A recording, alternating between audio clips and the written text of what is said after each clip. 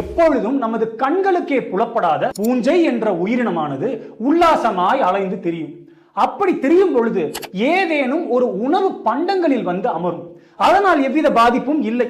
ஒருவேளை அவ்வுணவு பண்டங்கள் ஒரு ஈர சூழலில் இருந்தால் இந்த பூஞ்சையானது அங்கு நச்சுத்தன்மை வாய்ந்த கலவைகளை உற்பத்தி செய்து பூசணத்தை ஏற்படுத்திவிடும். இதனை உண்ணுவதனால் பல இன்னல்கள் ஏற்படும். உதாரணத்திற்கு, பூசணம் பிடித்த மிளகாயில் ஆஸ்பெர்ஜில்லஸ் ஃபிளேவர்ஸ் என்ற ஒரு பூஞ்சை ஆப்லடாக்சின் என்ற ஒரு அதிபயங்கரமான நச்சினை உண்டாக்கும். இது கல்லீரலை கடுமையாக பாதித்து சிலருக்கு அங்கு புற்றுநோயினை கூட ஏற்படுத்திவிடும். எனவே இதனை தடுக்க நீங்கள் பாத்திரங்களை கழுவிய பின்பு ஒரு துணியினை கொண்டு முழுவதுமாக துடைத்த பின்னரே உணவுகளை அங்கு வைத்து அடைக்க வேண்டும். இதனால் அங்கு ஈரப்பத நிலை உருவாகாது.